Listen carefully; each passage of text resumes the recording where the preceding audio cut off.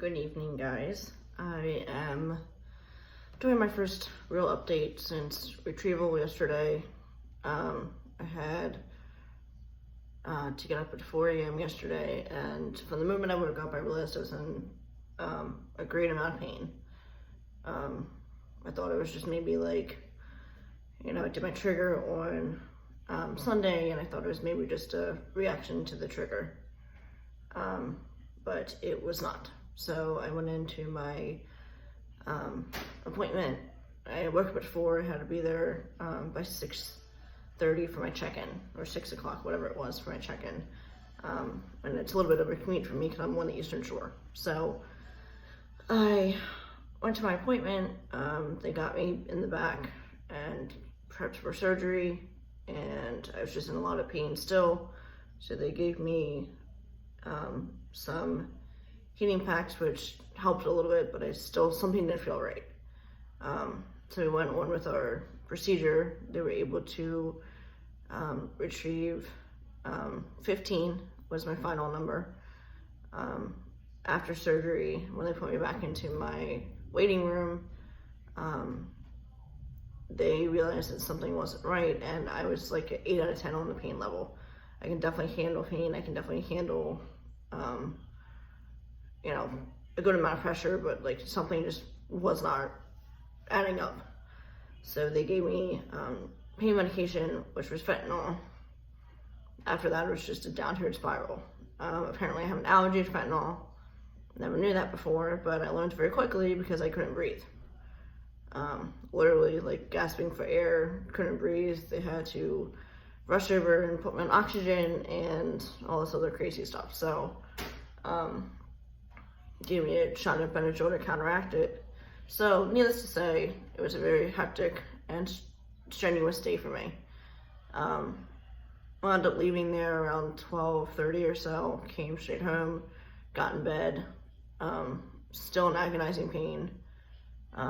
They gave me pain medication to come home with, so I was able to come home with some medication, which helped and put me to sleep. But as soon as I woke up back up this morning, I just still felt the same way. There was no change in my amount of pain. I got to the point that I couldn't even get out of bed without my husband kind of helping me get off the bed and into the bathroom or whatever I had to do. So it's definitely been a whirlwind.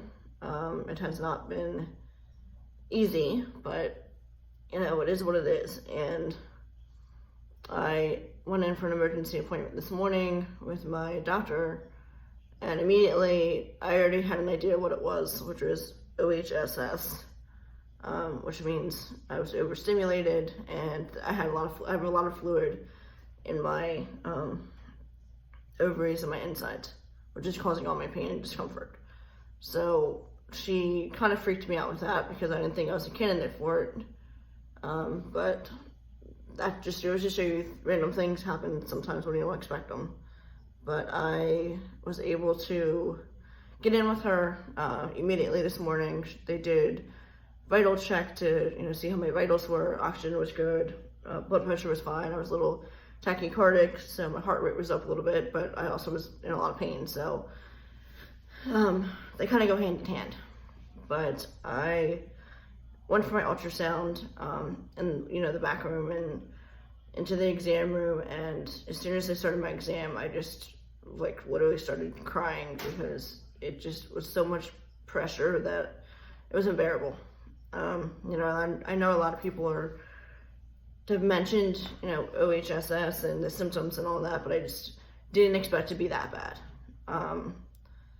I obviously am a little bit on edge today and yesterday, and I've been through a lot, so I have the right to be. Let's be honest, I have the right to be.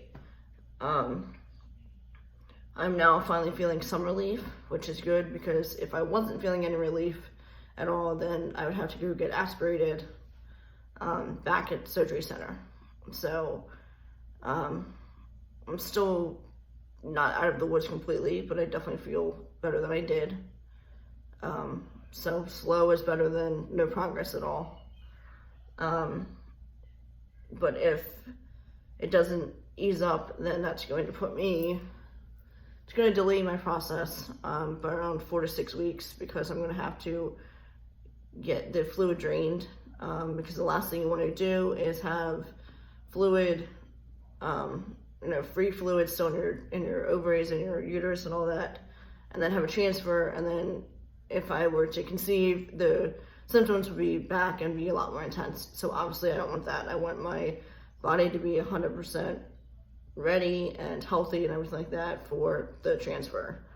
So right now, I'm kind of at a point that I'm just playing it by ear, taking it slow. Today is the first day I've actually taken like a full shower and not been in and out, because I just didn't have the energy for it yesterday. So I feel like I'm definitely moving around better than I was, at 7 o'clock this morning. Didn't go to work today because I just wasn't able to even sit down this morning. Still a little uncomfortable, like I said, but I'm not nearly as bad as I was before. There's the point that I could barely get out a sentence because I was in so much pain.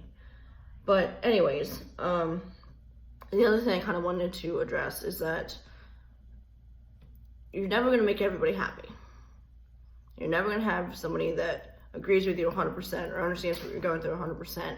And I made a comment earlier that apparently pissed some people off. But you know what?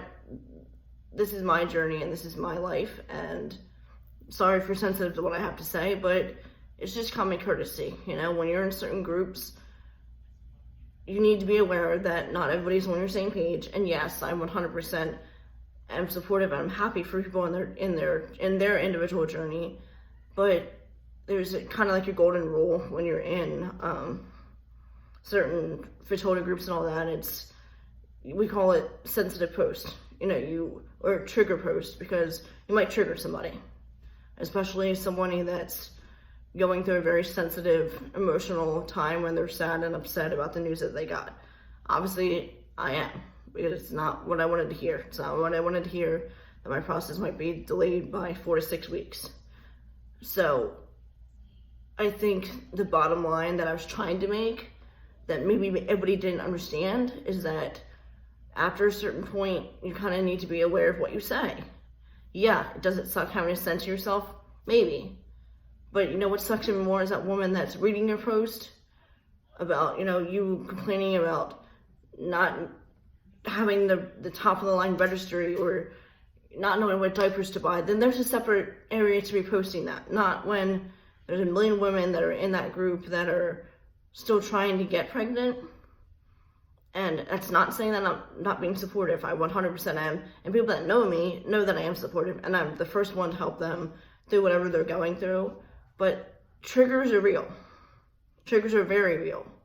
Especially when you throw in hormones and everything else, they're a little out of whack. So do I feel bad for upsetting other people? Yeah, but I am who I am. And I'm not going to tippy-toe either. Me asking others to be respectful and mindful of what they say shouldn't be a problem. And if it is a problem, I don't know what to tell you. But, there's women that are watching this that are not in a group yet. Just be aware that there is a common rule to, if you're giving out information about if you show up positive or whatever, we're not saying we're not happy for you. By any means, we are, and I certainly am. But you just kind of have to forewarn the person, like, what you're about to say. That's literally my only point.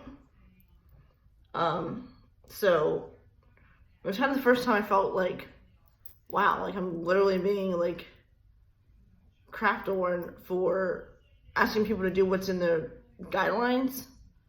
But whatever, I'm not gonna even worry about it. I took down what I said and kind of revamped it because maybe I said it wrong and the point wasn't made properly or whatever. But in other words, I just made my point again, that yes, I am supportive. Yes, I care. But when you are on the outside of it and you may not be in the right mind, just be careful of saying certain things. This is a very, like I said before in the very first video, a very intense and invasive process. And the last 48 hours have been extremely difficult for me. because I've been in a ridiculous amount of pain. You know, I've cracked my head open numerous times, and I haven't even been as much pain as I have been the last 48 hours. So yeah, like, I might be a little bit on edge. So that I am apologetic for, but whatever. I'm not going to keep rehashing the same thing over and over again. But anyways, where I'm at right now is I'm trying to continue bed rest, and I have to make a decision by tomorrow morning if I am going to go back to the surgery center and get the aspiration done, or if I feel like the fluid level has gone down. But my main concern is me.